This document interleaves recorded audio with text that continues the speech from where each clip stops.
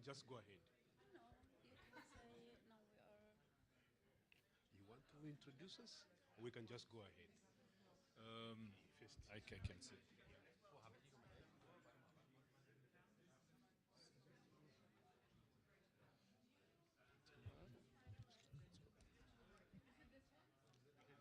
Willst du mal das? But it's Kitch now coming? Ah. Okay, take your seat, please. And now the next session is chaired by Aysen and Manal. Huh? May you sit down, please?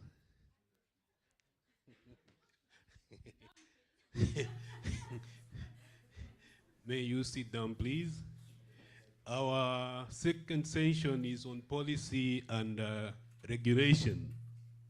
Policy and regulation is one part which is critical for enabling environment, for accessibility to sustainable self-sanitation services and hygiene facilities that meet SDGs and Ngor commitments.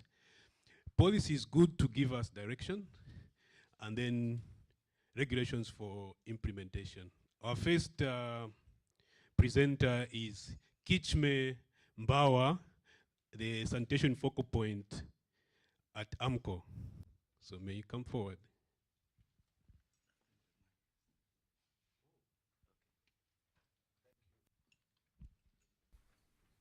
This works? Okay, good.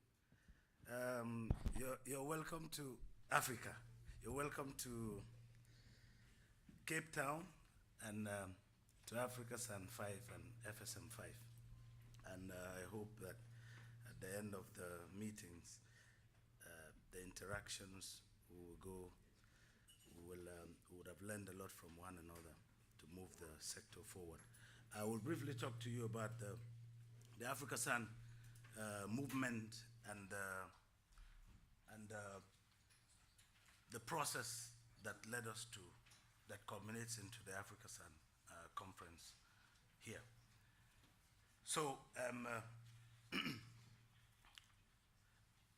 for those who do not know, Africa SAN is the first of the SAN movement. And after 2002, we later had Latino SAN for Latin America. We later had Air SAN for East Asia, and then we had SACO SAN for South Asia. And you can see that Africa SAN actually is back home where it started. Africa SAN started in South Africa in 2002. And in 2008, we had the famous Kitchinme commitments, which revolutionized sanitation across the continent by causing significant improvements in the enabling environment for sanitation service delivery. And from 2008 to 2015, we set up a system to monitor and report on Africa SAN on the Kitchinme commitments, and we had a report that was gave an overview of the performance of countries on the Ngor commitment of the on the Kitchinme commitments in 2015. But then there was a transition between from 2015 from the MDGs to the SDGs, wherein we moved from just access to sanitation to safely manage universal access and ending open defecation. And so we had the Ngor commitments. Actually, the Ngor commitments came before the SDGs came out, and there are a set of 10 commitments.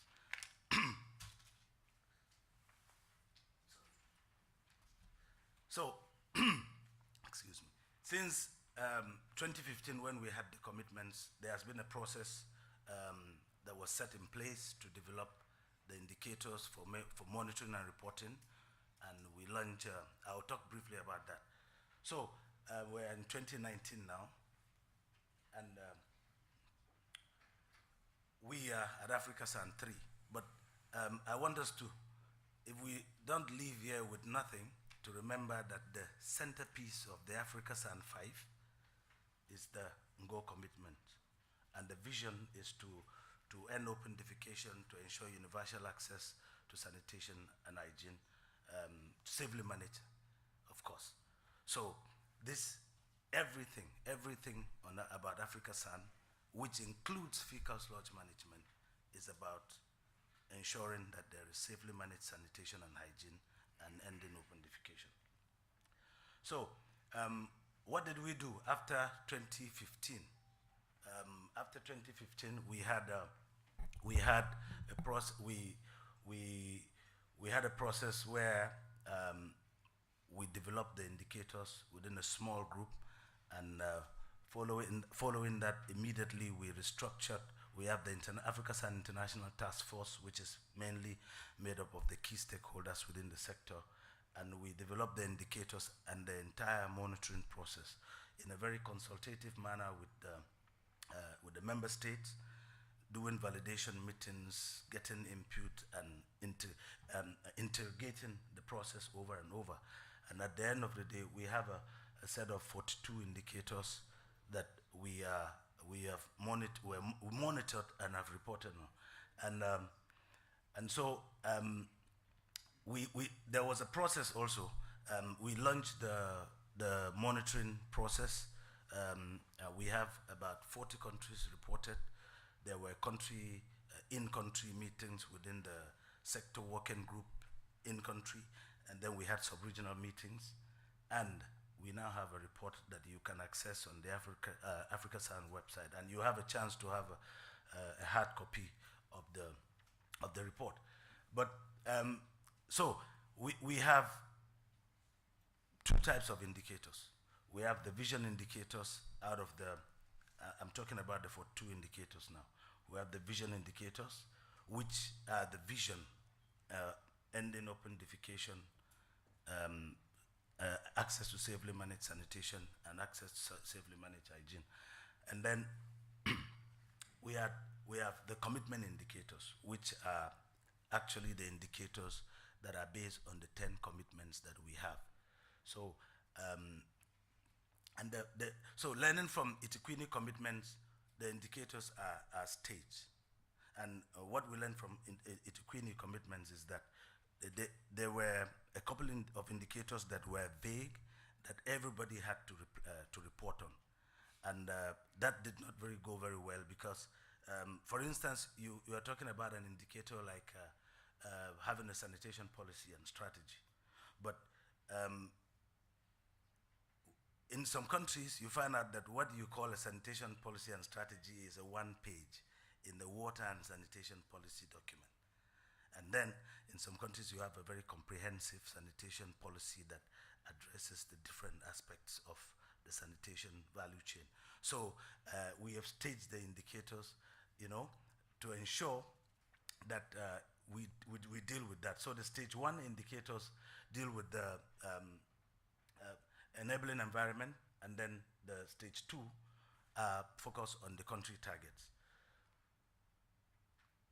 So the stage 1, the commitment indicators, which are based on the 10 commitments that make up the Ngor declaration, they focus on the enabling environment. They are detailed enough to capture where there is little progress made on a particular commitment. So in order to differentiate between the progress that has been made by different countries, like I said, they are staged, and we use the traffic light system. We use the traffic light system to show the kind of progress that's been made. Green means good progress, yellow is little progress, and red is no progress at all. So you can see these are the indicators. These are the 10 commitments we have.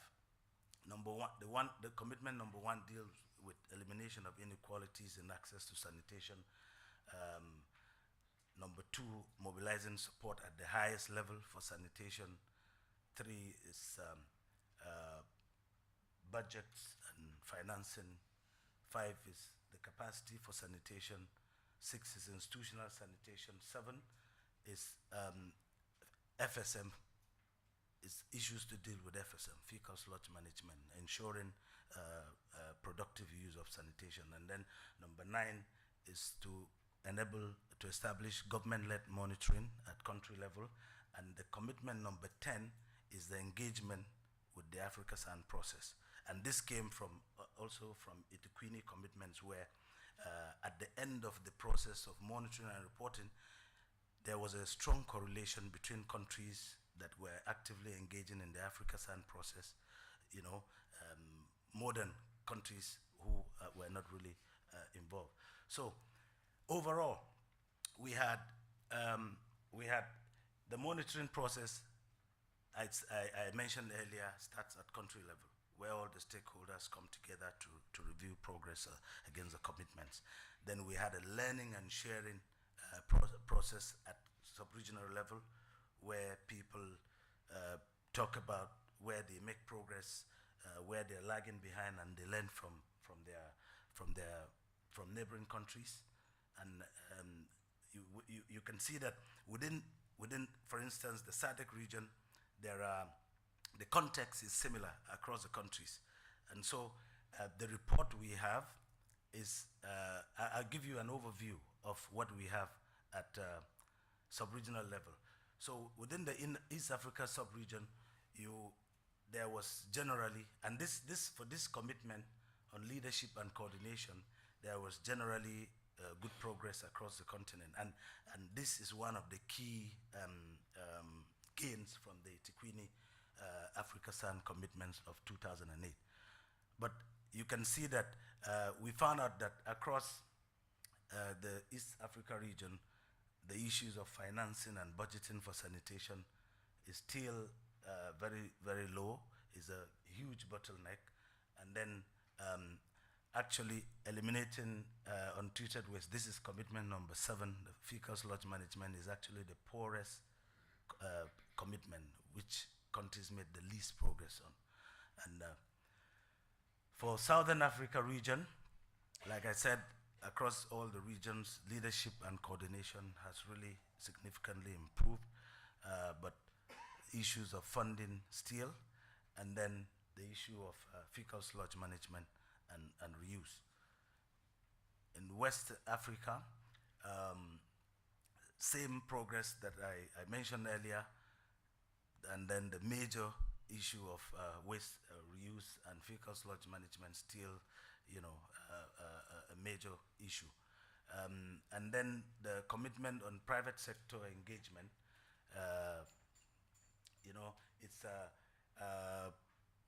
it's still an issue that's been grappled with. And I'll tell you one of the ways, outcome of the sub-regional meetings, from the outcome of the sub-regional meetings, one of the things that we're doing to address this is, for the first time, we're having a private sector dialogue session where the private sector within the continent is mobilized to see how we can we can chart a direction for private sector engagement that will need to happen at country level so that we can move forward. So this is how things came out at the Central Africa region. Still coordination, good progress, like I said earlier. We're still battling with the issue of reuse, but interestingly, you can see that the issue of eliminating inequalities and private sector engagement are much more pronounced in the Central Africa region. So generally, this has been the overall picture, snapshot of how the continent performed in as per the Ngor commitments. But at the end of the day, all coming together, we want to come out, live here with the different stakeholders after Africa SAN 5, the different stakeholders, the civil society, the development partners, the local authorities, all of us living here with key actions that we need to take to, like the ES mentioned earlier, to keep a continuous process of engagement within the Africa SAN system so that we fast track progress, we don't really have time. It's now 11 years, and we still haven't made much progress. I look forward to sharing and learning from all of you. Thank you very much.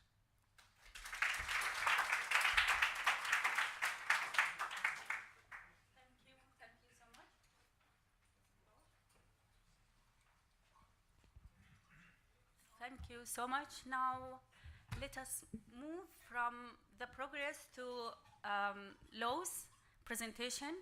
Lately we have seen the emergence of having environmental laws. Now we will have a real case study from Lusaka, yeah, which will he will give us a presentation about the implementation and development of on-site sanitation solution bylaws.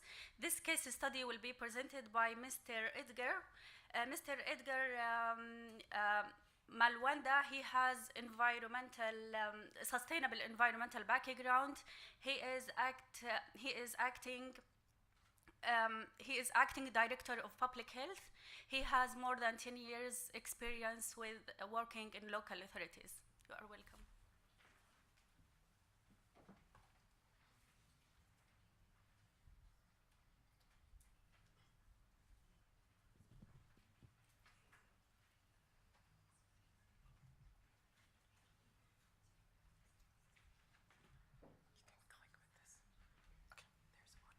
Thank you.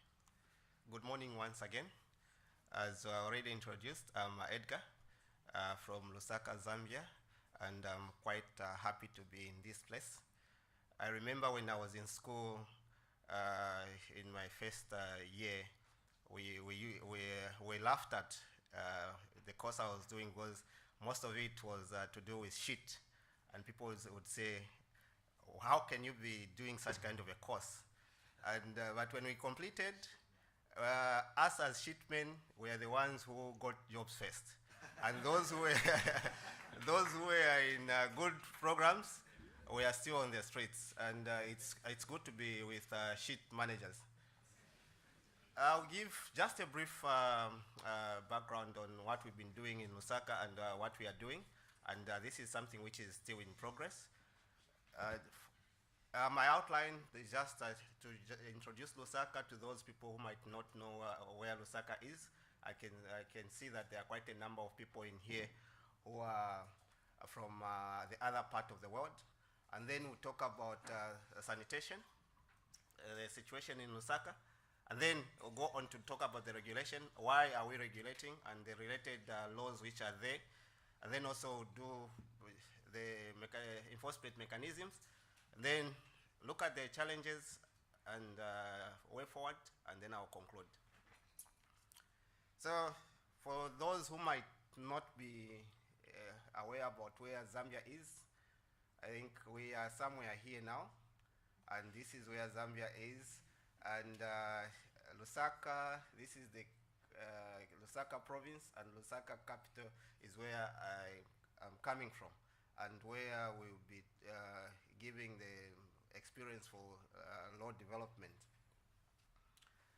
The population for Lusaka, according to the Central Statistics, Lusaka in 2014 was estimated to be about 1.8 million, although now it is estimated to be over 2.5 million people.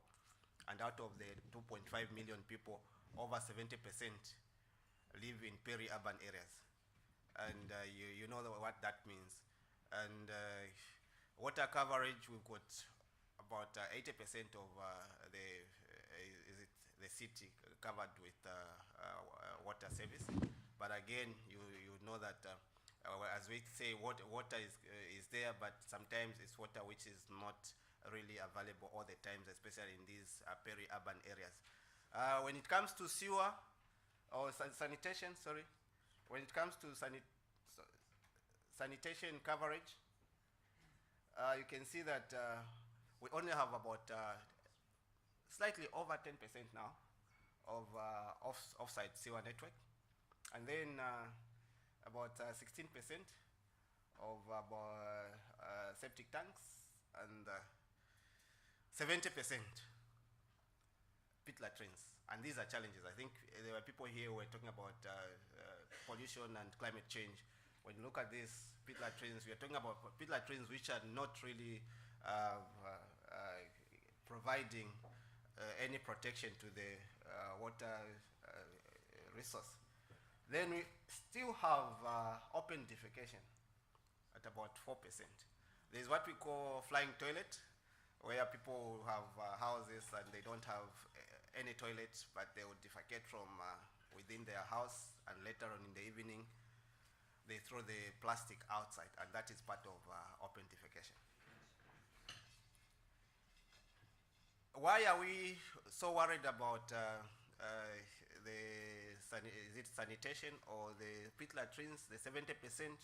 Because when you see this map, this is groundwater vulnerability map, and most of it, most of Lusaka lies on what we call dolomite kind of stone, which is quite fissured. And previously, I think the people who had planned the city, this part of the city had nothing. Most of the households or developments were on the other side of the city. But because of rural-urban migration, people came and settled in the areas which were not really meant for settling, and this has created a lot of problems. And because of this, you find that most of the cases when it comes to diarrhea problems, they emanate from this part of the city. Because you're talking about water, people do not have access to safe water, so they end up drinking water from shallow wells, and the shallow well water is mostly contaminated. Studies have been done to show that much of the water, groundwater in Lusaka, is highly contaminated, and the contamination is mainly from the pit latrines.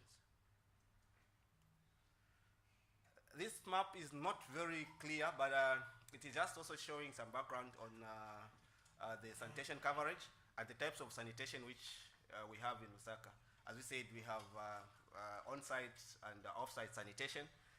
So it gives some areas where on-site is, and then we have Lusaka Water here, Lusaka Water and Sanitation Company, which is helping to improve the scenario, moving from what it is now to ensure that we provide more of on-site, and also trying to protect the groundwater by providing fecal sludge management, which will help reduce the contamination which is currently happening, and that will entail protect more of the water, water resource, and by so doing, much of the people who are currently sick of the different diarrheal diseases will be protected also. So that is the aim. So all this happening, then we'll have a healthier city. This is also just to give some highlight. I know some photos were already shown by, I think, the first presenter, showing what it is. And I know that in some of the African countries, it's almost the same. It shows the type of latrines which you find. Okay, you find that there's this. I'll show you one of a classic one. You can see that these are things which you find in most of the peri-urban areas. 70% or over 70% of people using this type of system. And as the AMCOW president said, I think it's unacceptable. For now, we're talking about the same things. We need to move from this to some dignified kind of arrangement.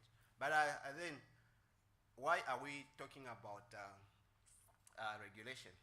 Because we say, why should we regulate? We need to protect public health. As I said, that the most important thing is whatever we are talking about here, we're looking at the individual. So we need to ensure that public health is protected, and we need to protect the natural resources. And also, we restore society dignity. So we are saying we need to provide a sustainable, we need to ensure that we provide a sustainable life, because all these aspects are just talking about sustainability. Because when we talk about this, this is about social, this is social, this is social and economic, and also we're talking about natural resources here, the environmental aspect.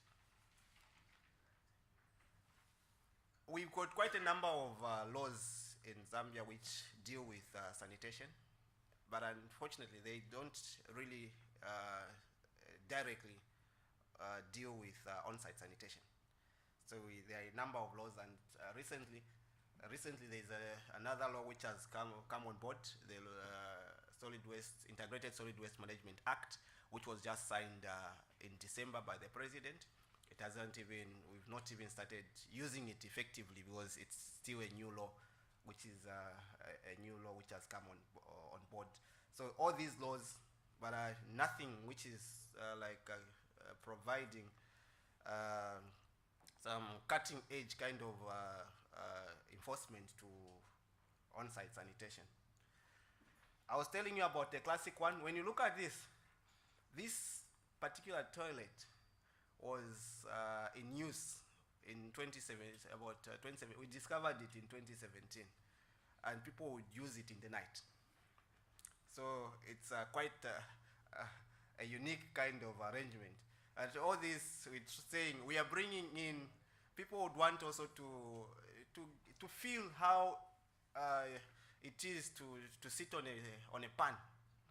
So what is the on-site sanitation bylaw trying to do is also to try and mainstream and probably bring together different other technologies which are used in the higher class, so that they can also be mainstreamed in the lower class, so to speak.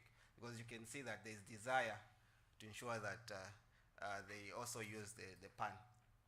So this is also, I think, the picture which I showed at some point.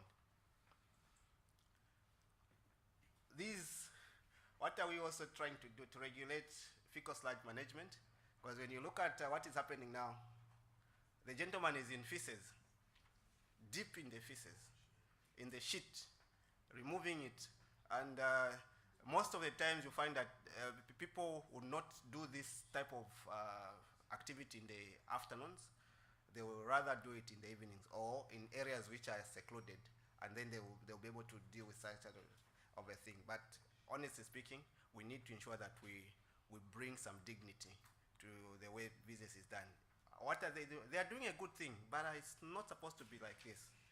Unfortunately, these are things which we find in these localities. And of course, there are now other organized ways of doing things, but is a service chain complete? You find most of the time the service chain is not complete.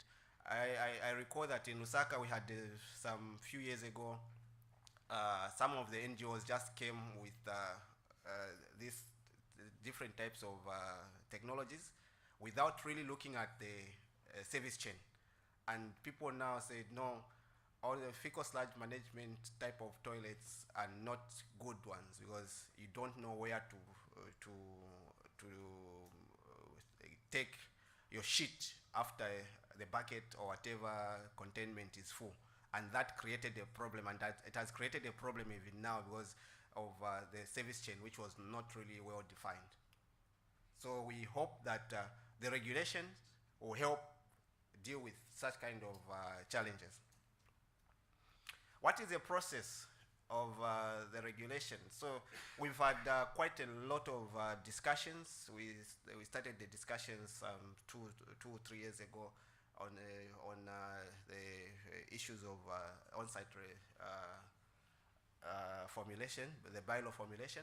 So it has gone through different processes. Stakeholder engagement, all the key stakeholders have been engaged. Apart from the key stakeholders, the politicians have been engaged. The members of the public have been engaged, and now we are at a point where we have completed our bylaw, but it is now yet to go and what we call public open to the public comments. So last week, last week we had now our final document.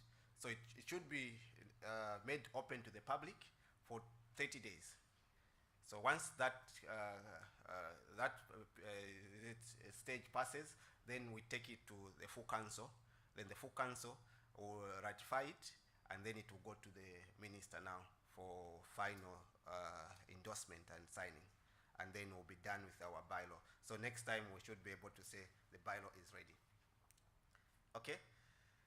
These are, I think most of these people are represented here, part of the enforcement process. We are all, apart from maybe WAMA, which is not represented here, we are all working together in order to ensure that the bylaws are well looked at. This is also just the issue of digitalization, which people talked about. I think it's quite important. We did a pilot working together with the different stakeholders to see how we will be able to work in terms of enforcing of the law. What are the challenges? I think it's been as we get to the enforcement, there's been lack of coordination, but I can tell you that now we are more united than ever. I've had worked in the local authority for over 10 years. I've never seen a united, a united force of sheet managers than it is now, because we are quite united and we're hoping that things will work well. There's been inadequate information flow, human resource issues, and the way forward, this is what we are doing. Creating of integrated, robust information system, then education and sanitation campaigns, community engagement. I think I'll end here. My time is up.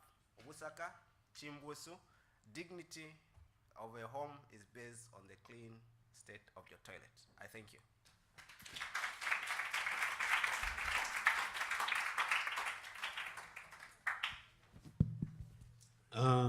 Our next presenter is Engineer Titus Safari from Tanzania on the role of water supply and sanitation regulator and promoting fecal sludge management in Tanzania. Mr. Safari has over 13 years experience covering engineering, water resources, finance, and investments. We want to hear from him what it means for sanitation.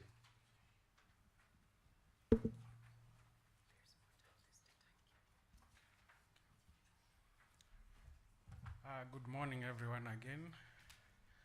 As introduced, I'm Titus Safari from Tanzania, working for EWURA.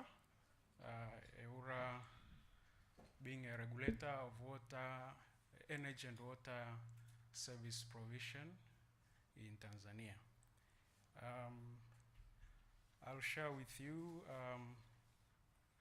the introduction, which covers briefly what is EWURA, what are we doing, what is our mandate in fecal sludge management, in water and in sanitation services at large. We also look at the legal and institutional framework for fecal sludge management in Tanzania. We'll see what we've done so far as EWURA in terms of fecal sludge management, what are our interventions in the area, and what are our challenges and the way forward which we think we are going to move to implement. Of course, the presentation will focus on the fecal sludge management service chain and focusing on what the regulator has initiated and done in terms of the entire service chain from capture to safe reuse or disposal. I should also highlight that this is my first time to attend the SuSanA meetings, and I'm glad that I could be part of a network of experts sharing knowledge and experience and learning from each other with regard to fecal sludge management. Our EWURA is a multi-sectoral regulatory authority. We are responsible to regulate energy and water services. In the energy sector, we cover the electricity, natural gas, and petroleum in the energy sector. But in the water sector, we are responsible for regulation of water and sanitation services which are provided by water supply and sanitation utilities in the country. We do technical and economic regulation of water and sanitation services in the water sector, and this includes issues of licensing, tariff reviews, performance monitoring, and issuance of standards of service and guidelines in terms of water and sanitation services provision. So far, we have issued licenses to about more than 110 utilities countrywide. Our setup is a little bit different maybe to other countries, that we have quite a number of utilities to regulate. For each regional town, there is a water utilities that is mandated to provide water and sanitation services in the town or city or municipal center. And in the small towns and district towns, we also have water and sanitation utilities that have mandates to provide water and sanitation and services. So wherever there is a water and sanitation authority, EWURA is responsible to regulate the services, water and sanitation services that are provided by the water and sanitation utility in that township or municipal or city. So in terms of the legal and institutional framework, we have a number of players in the fecal sludge management in Tanzania. If you look at the chain, the service chain from capture to safe reuse and disposal, there are quite a number of legislations and laws that are available, and institutions that are responsible to either regulate or enforce fecal sludge management in the country. If you look at the capture and containment, we have that local government authorities have the mandate to ensure that on-site sanitation systems are meeting the required standards, are constructed according to specifications and guidelines that are issued from time to time.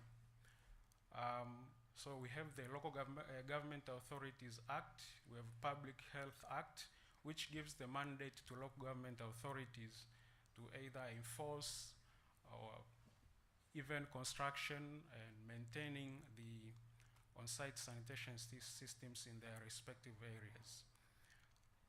We also have the Environmental Management Act, the Local Government Authorities Act, again the Public Health Act, which also have issues, provide mandates and functions of various institutions in terms of emptying, transportation, and treatment of fecal sludge. Now here we see the local government authorities have a role to play. The National Environmental Management Council has a role to play. But in that component, we have the Water Supply and Sanitation Act, from which the water supply and sanitation authorities are established by the minister responsible for water.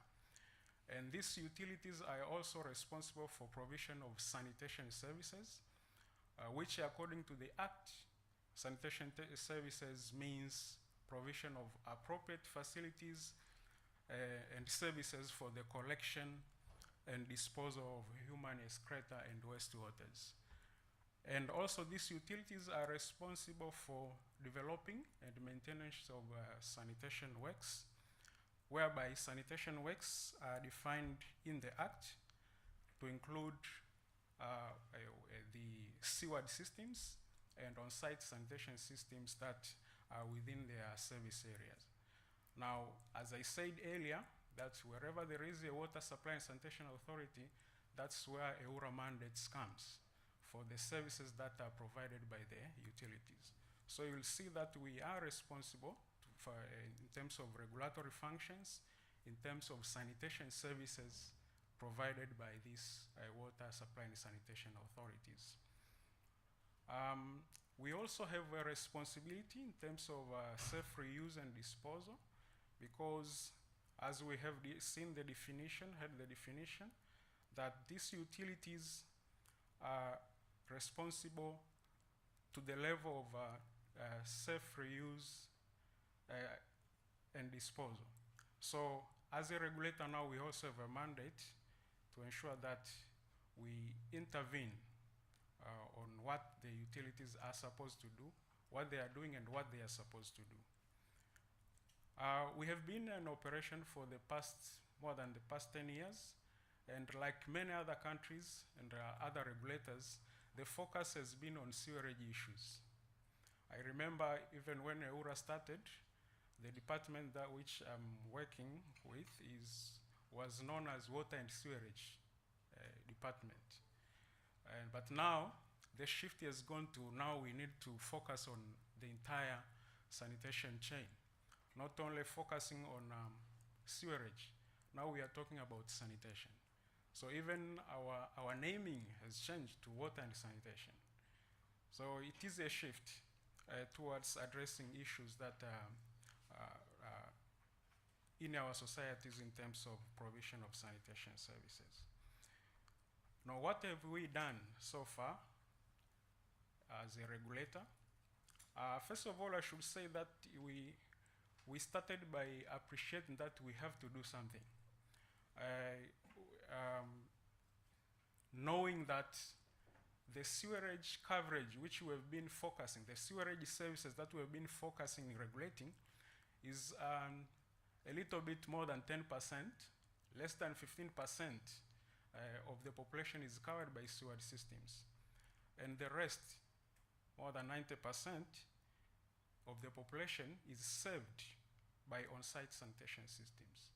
So as a regulator, we need to think out of the box that what can we do to intervene, taking recognition of the mandate that we have been given by the laws regarding regulation of water and sanitation services.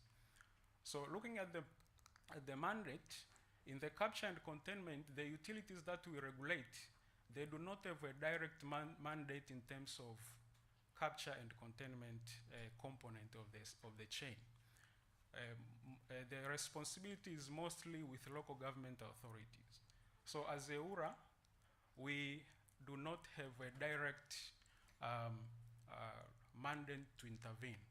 So our starting point was in the area of emptying, transportation, and treatment, whereby we have issued the tariff application and setting rules just in 2017. And these rules are accompanied with guidelines giving a framework on how tariff setting will be implemented when it comes to on-site sanitation services that are provided by the utilities that we regulate. So it gives the framework in terms of how the utilities will recover costs and set their tariffs, submit to EWURA for review and approval issues regarding the self-emptying transportation and treatment of fecal sludge. So we have already a framework for tariff setting. In 2011, we issued a performance benchmarking guideline for water utilities, which gives a framework on how we will monitor the performance of utilities. It defines the key performance indicators that utilities are required to adhere to, and from which we are going to measure their performance and rank their performance annually. Now, the benchmarking guideline in 2011 again was focused on sewerage issues. The KPI that was there was mostly focusing on sewerage services. But last year, we revised the guideline, and we have given a focus now to the sanitation services rather than sewerage services. So we have now a performance indicator system with a revised, one of the indicators that has been revised is that for provision of proportion of populations served with regulated sanitation services, which include on-site sanitation services. We also have a key performance indicator which guides utilities in terms of construction of fecal sludge management, tracking the progress of utilities in terms of constructing fecal sludge treatment facilities. We also have the water and wastewater quality monitoring guidelines issued in 2014, and this one gives covers the issue of safe reuse and disposal. Challenges, like many other countries, we need capacity building from across all players, from the regulator to service providers, all stakeholders. The issue of fecal sludge management is a relatively new concept, which we can appreciate that capacity building is still required. Clear sanitation policy. Unlike we have water police, national water police, public health police, environmental police, but sanitation issues are scattered around those policies. So clarity is required. And this is connected with unclear roles of key players in the fecal sludge management chain.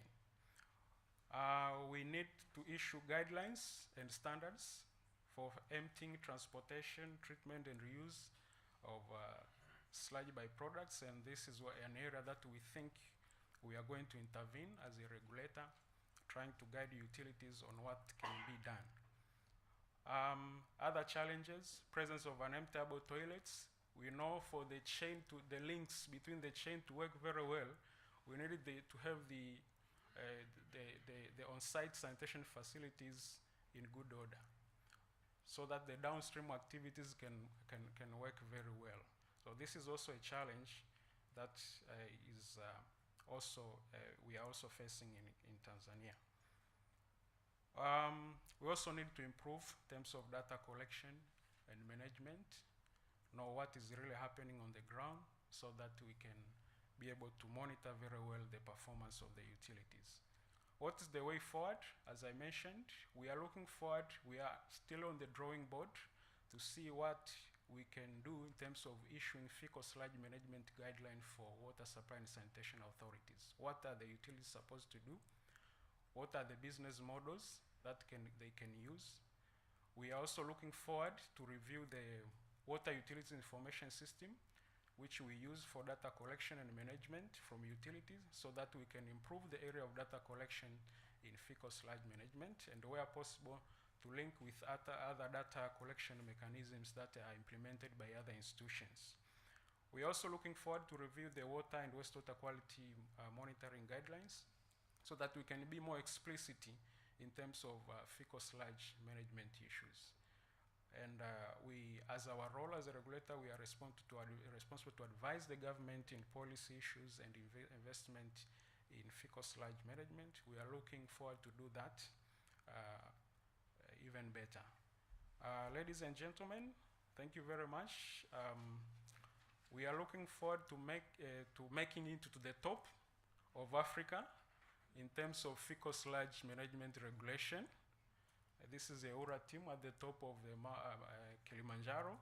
So we are looking forward to do the same in terms of regulation of fecal sludge management. One piece of advice is that to climb Mount Kilimanjaro, you need to go slowly but surely. And in management or regulation of fecal sludge, we needed to move in a pace that we are sure is going to make impact. We are going to reach the top of Africa in terms of regulation of fecal sludge. Thank you very much.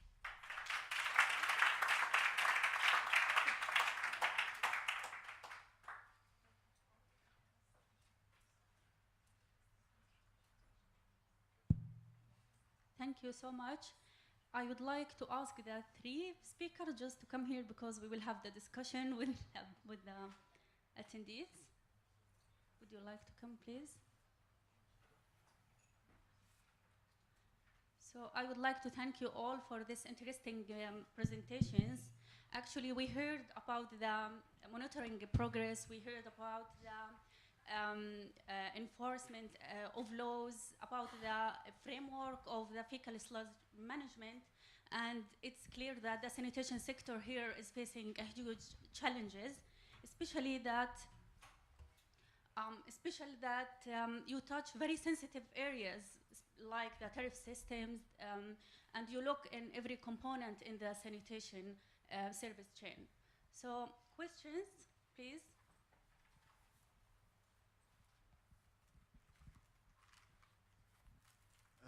Thank you very much for our presenters, and I'm glad that a lot of information has been shared.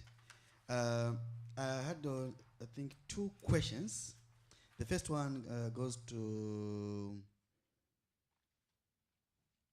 Rana in terms of Jazed, the Zamba, on the Ngor commitments. From your explanation, it seems that there's only leadership that has been established across the globe, and the other indicators haven't said much. I wanted to note what extent you didn't explain, I mean, in terms of the private sector involvement and whether there are, the efforts that they are putting into ensuring that at least the indicators are met. And also based on that one, I wanted to know what commitments the countries agreed to ensure they meet those indicators. I think that is my question. And then to Titus is, I wanted just to get an explanation of this, what we call multi-sectoral regulatory authority. You know, in terms of how is it, there are different sectors. Is this one organization with different things, or are they in different organizations, but then you are operating as a coordinating entity? How does this work? Thank you. Okay, we will have another question, and then they can answer all of the questions.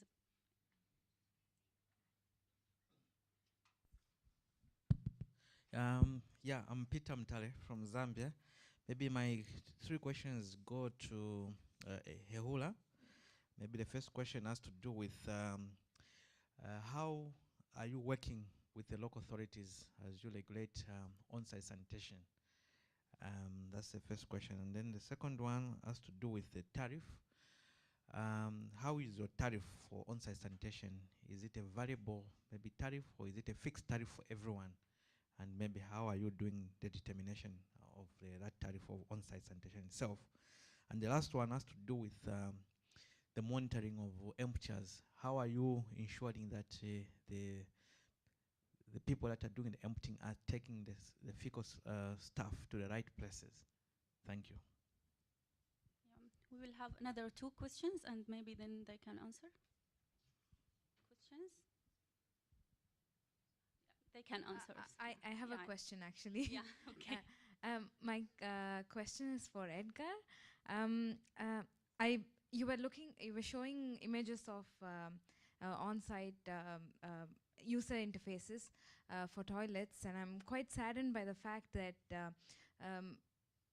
the pan toilets or the flush models are actually the progressive ones, or at least people have an image like that. And I quickly Googled the net worth of Squatty Potty.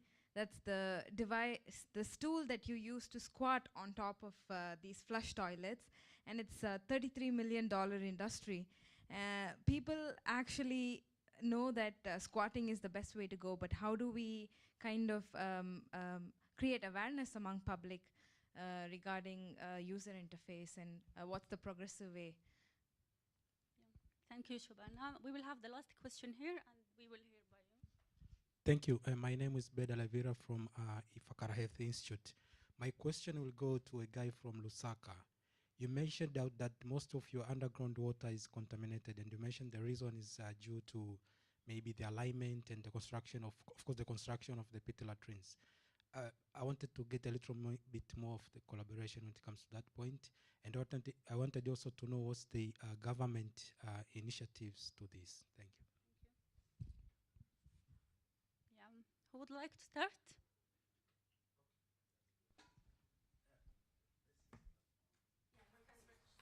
Okay. Okay, thank you. Yes,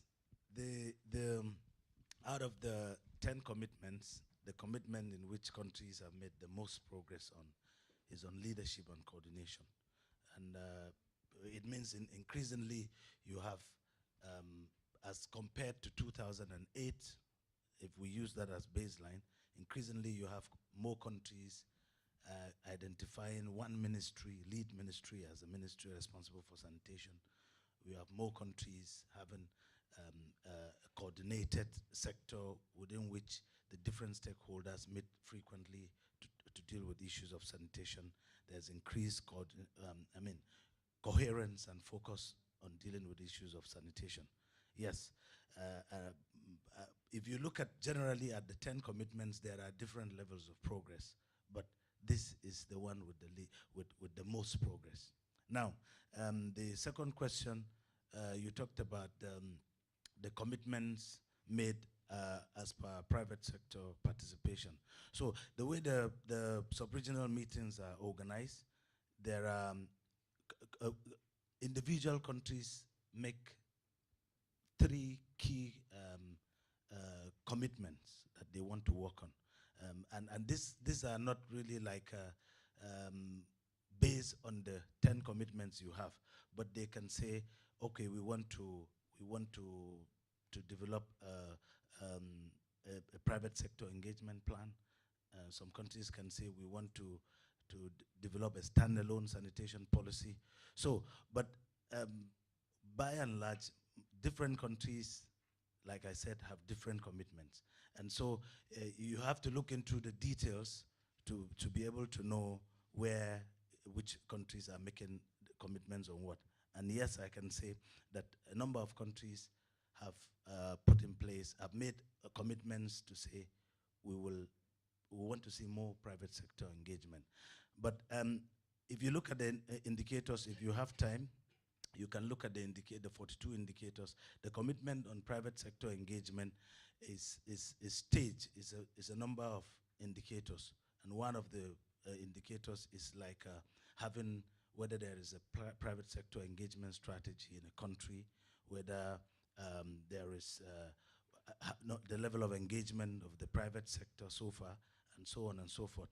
So, like I said, you need to look deeply into the individual country plans for you to be able to do that. And I invite you to be part of the country dialogue that will happen on Wednesday, where you will see that countries will have further engagement and look at the key areas they want to make progress in. Thank you. Thank you. I'll start with the second question, the issue of contamination. Yes, when you look at the way Lusaka is, the ground water is highly contaminated, and mostly, as I said, it is attributed to the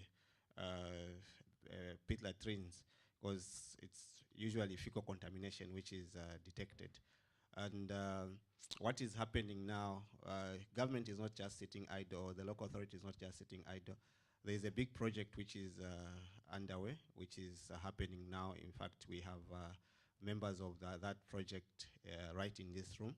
So there's over 200, is it 200 million, 200, is it 200 million dollars? Yes, over $200 million, which has been pushed into issues of sanitation. Not water and sanitation, but just sanitation. And that is to ensure that we reduce this contamination. Yes, of course, our desire would be to have offsite because of the nature of the geological formation, but unfortunately that cannot just happen overnight. You need to ensure that you deal with it in stages. And no wonder there is quite a lot to do with fecal sludge management. How do we manage the fecal which is being produced now, even as we get to our desired goal? Because our goal is to ensure that nothing goes or contaminates underground water. But it has to go, you have to deal with it stage by stage, as my colleague from Tanzania said.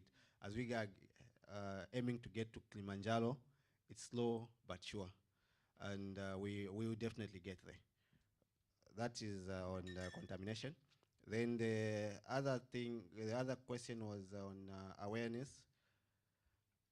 Yes, of course, as you saw from the pictures, there are a lot of people would want to use this latest kind of technology. That what is happening now, with the help also of the project and different other partners, there's a lot of awareness creation which is going on.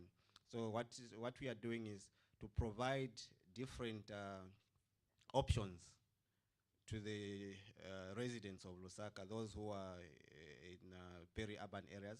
So the different options will also have the different cost implications. So that if at all you are only able to get something which is cheap, but of course doing what you want it to do, then they'll go for the cheaper options. But the idea is to ensure that each and every sector or each and every household is catered for, and that is what also the project, the Lusaka Sanitation project, is trying to do. Thank you. Yes, thank you. I had 4 questions. The first one is about how multi-sectoral regulation works in EWURA. As I said, we are responsible for regulation of energy and water utilities. Now, the way we are structured as EWURA, we have different departments which are dealing with regulating the sectors that I've mentioned. And at the energy sector, we have electricity, natural gas, and petroleum divisions, which are responsible for regulatory issues in the energy sector. And we also have a department which is dedicated for water and sanitation. So that's how we are set up. And we also have a department, cross-cutting departments, which are dealing with regulatory economics and legal issues across all the sectors. And that makes us a multi-sectoral regulator, and that arrangements work very well with us, as we can bring together especially the expertise from the cross-cutting divisions to address energy and water issues all together. So technically we are divided into sectoral departments, sub-sectoral departments, one of them being for water and sanitation, a department which I'm working with. From Zambia, we had a question about how are we working with local government authorities.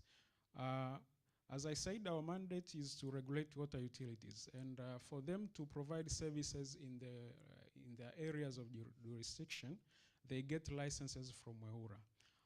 And also they are also required to have, to enter MOUs with local government authorities. So we support the utilities in drafting the MOUs with local government authorities, whereby the utilities have their mandates in the MOUs, and the local government authorities have their mandates in terms of provision of water and sanitation services. So in a way, the mandates of water utilities in the MOUs with local government authorities, we are responsible to monitor them. And that's where the link comes. But in terms of regulation, we do not have a direct mandate to local government authorities. We have a mandate to water utilities. So our relationship with LGAs is a collaborative kind of a relationship as a stakeholder in the water and sanitation service provision. How do you set tariffs for MTIAs? The water utilities, water and sanitation utilities, they do it in 2 different ways. They can provide the services on their own, or they can contract service providers, because the licenses that we issue to them are for provision of water and sanitation services. So they have a mandate to do it themselves in terms of providing directly the service. Now, in terms of setting the tariffs, it is the utilities that have to come to demonstrate the regulator the costs of service of providing the cesspit emptying services. And that has to be demonstrated by identify the costs that the utility will incur, and that will demonstrate the revenue requirement that they need to recover from their customers. So with that, generally that is the framework for setting tariffs for emptying, transportation, and treatment of fecal sludge. But also, it is also the mandate of the utilities to propose to the regulator the costs of, we call them dumping charges, whereby the private emptiers are going to dispose their the fecal sludge to the treatment facilities operated by water utilities. So the utilities have to demonstrate to the regulator the costs that they will be incurred and justify the revenue requirements that need to be recovered from that service.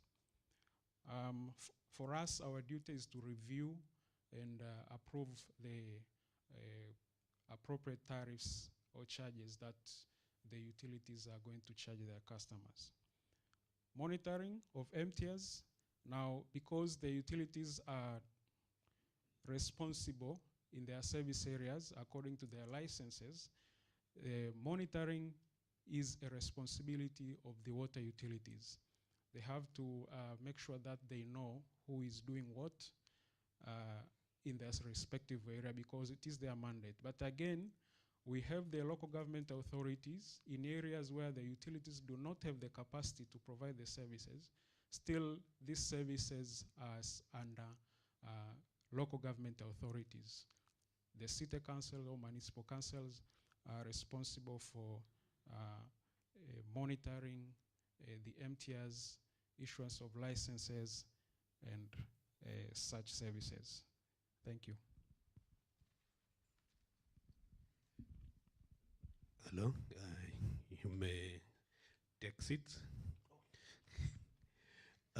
Just a quick wrap up. Just a quick wrap up, just 4 points we can pick. One has to do with going beyond leadership and going to the action phase on the Ngor commitments. The second one is concern on groundwater pollution, not to just concern about public health, but also environmental protection, as we get for Lusaka. The third one is on tariff setting. How can we do it to ensure it's all inclusive and deals with inequalities? So it could go into details and deal with that. And then the fourth one has to do with ensuring that our regulations for citywide and all inclusive, hygiene and so forth. We could have some more points, but the next thing we need to do is to do a group photo before we go for lunch. I end here.